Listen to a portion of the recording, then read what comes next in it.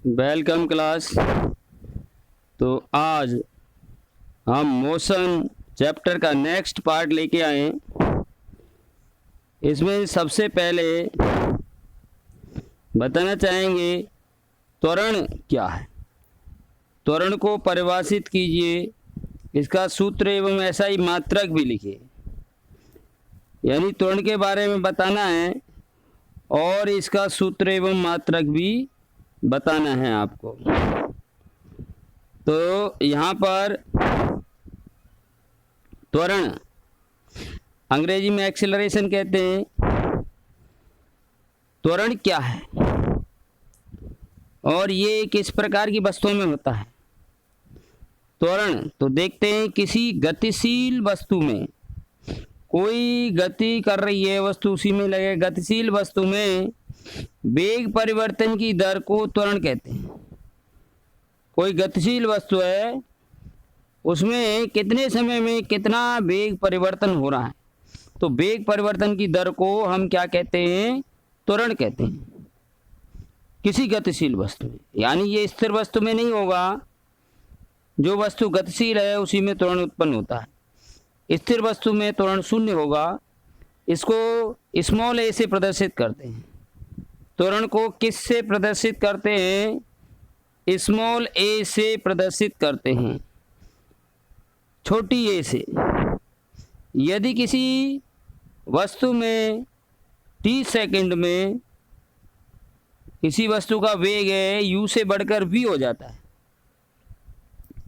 तो क्या कहेंगे, त्वरण बराबर होगा वेग परिवर्तन बटे समय। अभी बताया है किसी गतिशील वस्तु में वेग परिवर्तन की दर को, तो यानी वेग परिवर्तन बटे समय। त्वरण का सूत्र क्या हुआ, वेग परिवर्तन बटे समय। या हम कह सकते हैं किसी गतिशील वस्तु में इकाई समय में हुए वेग परिवर्तन को एकांक समय में वेग परिवर्तन को त्वरण कहते हैं। एकांक समय में, यानी समय को एक मान लें तो त्वरण वेग परिवर्तन के बराबर हो जाएगा। तो एकांक समय में वेग परिवर्तन को त्वरण कहते हैं। या कहें हम किसी गतिशील वस्तु में वेग परिवर्तन की दर को त्वरण कहते हैं। अब मान लीजिए कोई वस्तु प्रारंभिक वेग u से चल रही थी और t सेकंड में उसका वेग बढ़कर कितना हो गया, v हो जाता है। तो वेग परिवर्तन कितना हुआ, वेग परिवर्तन निकालेंगे अंतिम वेग माइनस प्रारंभिक वेग। वेग परिवर्तन कैसे निकालते हैं, हम अंतिम में से प्रारंभिक घटा देते हैं। तो v क्या है, अंतिम वेग, प्रारंभिक क्या है u, और कितने समय में हुआ, t में। तो ये क्या हो गया, a बराबर v माइनस u, यानी अंतिम वेग माइनस प्रारंभिक वेग बटे समयांतर कितने समय में हुआ। इसको हम कह सकते हैं delta v। Delta v means वेग परिवर्तन, डेल्टा t मीन्स समय परिवर्तन। तो इसका मतलब त्वरण कैसे निकाला करेंगे, ये दो वेग दिए हैं तो अंतिम वेग में से प्रारंभिक वेग घटाएंगे और उसमें समय का भाग दे देंगे। तो u क्या है यहाँ, प्रारंभिक वेग, v क्या है, अंतिम वेग, और डेल्टा t या t कहें हम क्या है, वेग परिवर्तन में लगा समय, कितना समय लगा। जैसे कोई वस्तु 10 बजे चलना प्रारंभ किया और 10:10 पर उसका वेग बढ़कर कुछ हो गया, तो समय कितना हो गया, 10 मिनट। और कोई वस्तु यदि ब्रह्मावस्था से चलना प्रारंभ करती है, ब्रह्मावस्था, ब्रह्मावस्था का मतलब स्थिर अवस्था, रुकी हुई थी, खड़ी थी, तो उसका वेग कितना होगा, u 0। त्वरण कैसी राशि है, एक सदिश राशि है। कैसी है, सदिश, यानी ये दिशा का भी बोध कराती है। तो त्वरण का SI मात्रक क्या है, त्वरण का मात्रक कैसे निकालेंगे, आपको बताया था त्वरण का मात्रक सूत्र से निकलता है। तो वेग बटे समय था, वेग परिवर्तन बटे समय। तो त्वरण का मात्रक क्या होगा, ऊपर क्या आएगा, मीटर प्रति सेकंड वेग का मात्रक, और नीचे समय था 1 और सेकंड, तो इसका त्वरण का मात्रक हो गया मीटर प्रति सेकंड स्क्वायर। क्या हो गया, त्वरण का मात्रक मीटर प्रति सेकंड स्क्वायर। इसको m पर s square, m minus s की पावर -2 भी लिख सकते हैं। ये लिखने के अलग अलग तरीके हैं। वैसे त्वरण का मात्रक क्या हुआ? मीटर प्रति सेकंड स्क्वायर। कैसी राशि है? सदिश। त्वरण का सूत्र क्या है? वेग परिवर्तन बटे समय। त्वरण किसे कहते हैं? किसी गतिशील वस्तु में वेग परिवर्तन की दर को त्वरण कहते हैं। अब आइए देखिए, कोई गतिशील वस्तु है, अब इसमें यहाँ दे रखा है 36 किलोमीटर प्रति घंटा की चाल से गतिशील वस्तु का वेग 10 सेकंड में बढ़कर कितना हो गया? 54। 36 था और 10 सेकंड बाद कितना हो गया? 54। तो यहाँ पर प्रारंभिक वेग क्या था? प्रारंभिक वेग u कितना है? 36 हो गया ना, 36। तो प्रारंभिक वेग u बराबर 36 किलोमीटर प्रति घंटा में, लेकिन त्वरण का मात्रक क्या बताया अपन ने? मीटर प्रति सेकंड स्क्वायर। तो इसको मीटर प्रति सेकंड में बदलेंगे। तो किलोमीटर प्रति घंटा को मीटर प्रति सेकंड में बदलने के लिए 5/18 से गुणा कर देते हैं। क्यों कर देते हैं? कि किलोमीटर से मीटर बनाएंगे तो 1000 होते हैं, और घंटे से सेकंड बनाएंगे तो 1 घंटे में 3600 सेकंड होते हैं। इसको काटोगे आप तो कितना आएगा? 0 से 2 जीरो कट गए। आप 2 से काट लो, 2 पंजे 10 और 2 से 18 बार, तो ये कितना आया? 5/18। कितना आया? 5/18। इसलिए हम क्या करते हैं, किलोमीटर प्रति घंटा से मीटर प्रति सेकंड बनाने के लिए 5/18 से गुणा करते हैं। तो 36 में 5/18 से गुणा किया, ये अब 18 दूनी 36, 2 बार काट दिया, 5 दूनी 10, 10 आ गया। प्रारंभिक वेग कितना हो गया? 10। अंतिम वेग देखते हैं कितना है? 54 किलोमीटर प्रति घंटा। इसको भी भाई बदल दो मीटर प्रति सेकंड में।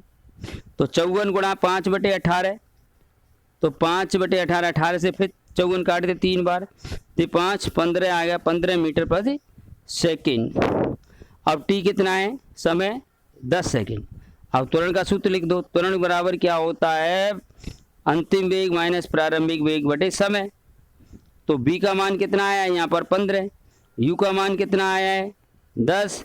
तो 15 माइनस 10, समय कितना है? 10। तो 15 माइनस 10 कितना आया? 5। 5/10 और 10 का भाग 5 में देंगे तो 0.5 मीटर प्रति सेकंड स्क्वायर। क्या हो गया? ये त्वरण आ गया 0.5। अब देखते हैं इसी पर, या एक क्वेश्चन कर लेते हैं। एक प्रयोग के दौरान दे रखा है अंतरिक्ष यान से एक सिग्नल को पृथ्वी पर पहुंचने में कितने का समय लगता है? 5 मिनट का समय लगता है। अंतरिक्ष से पृथ्वी पर कितना समय लग रहा है? 5 मिनट का समय लग रहा है। तो पृथ्वी पर स्थित स्टेशन से अंतरिक्ष यान की दूरी कितनी होगी? यहाँ मान लो पृथ्वी है और ये अंतरिक्ष है, यहाँ तक आने का समय 5 मिनट है, तो ये दूरी कितनी है? तो समय बराबर हो गया 5 मिनट। मिनट में दिया है तो समय को सेकंड में, तो 5 × 60 बराबर 300 सेकंड। अब सिग्नल है, सिग्नल किसका बना होता है? प्रकाश का। तो यानी प्रकाश चल के आ रहा है ना वहाँ से, तो प्रकाश की चाल कितनी होती है? ये पिछली कक्षाओं में पढ़ी हमने। सिग्नल प्रकाश की चाल होती है 3 × 10⁸ मीटर प्रति सेकंड। तो 3 × 10⁸ मीटर प्रति सेकंड ये चाल होगी। अब हम सूत्र लगा देंगे, चाल बराबर दूरी बटे समय। तो सिग्नल द्वारा तय की गई दूरी बराबर क्या होगी? पृथ्वी तक, जो पृथ्वी पर स्टेशन है उससे अंतरिक्ष की दूरी कितनी है वो होगी कि नहीं होगी? बताओ। तो यहाँ हमें क्या निकालनी है? वो दूरी पूछ रहा है, कितनी है दूरी है। तो दूरी बराबर क्या हो जाएगा? दूरी बराबर होता है चाल गुणा समय। तो प्रकाश की चाल गुणा सिग्नल को पहुंचने में लगा समय, तो चाल गुणा समय ही हो गया ये। दूरी बराबर क्या होगी, चाल गुणा समय। तो प्रकाश के है यहाँ, तो प्रकाश की चाल गुणा समय। अब प्रकाश की चाल 3 गुणा 10 की घात 8 और समय कितना निकाला था हमने यहाँ 300 सेकेंड। तो 300 का 3 में गुणा किया 900 गुणा 10 की घात 8। अब 900 में 9 गुणा 100 लिख सकते हैं, तो 9 गुणा 10 की घात 2 कर दिया 100 को, और 10 की घात 8, 8 और 2 कितने हो गए 10, तो 9 गुणा 10 की घात 10 किलोमीटर। क्या आ गई ये, दूरी आ गई, दूरी आ गई। तो आशा है कि आप सभी होमवर्क समय से कर रहे हो, साफ साफ राइटिंग में फेयर कॉपी बनाकर, और याद भी कर रहे हैं। ये करते रहना है याद, बाद में बहुत सारा काम हो जाता है फिर इकट्ठा नहीं होगा। तो thank you, have a nice day. मिलते हैं नेक्स्ट वीडियो में।